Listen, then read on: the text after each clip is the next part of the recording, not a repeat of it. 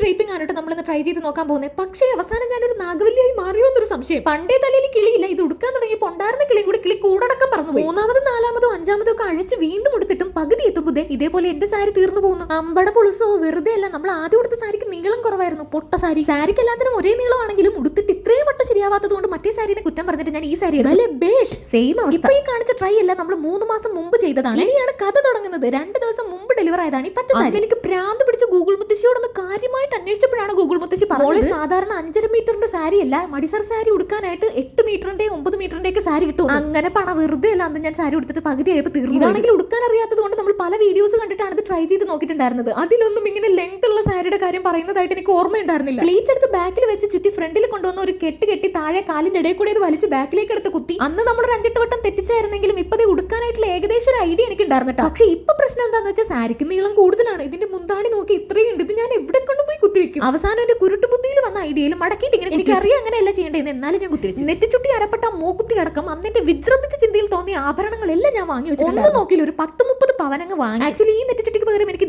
നെറ്റിച്ചുട്ടി വെക്കണം എന്നായിരുന്നു ആഗ്രഹം. പിന്നെ വേണ്ടാന്ന്, ഈ സാരി ഞാനിങ്ങനെ ഉടുത്തല്ലോ, അതിന്റെ സന്തോഷം.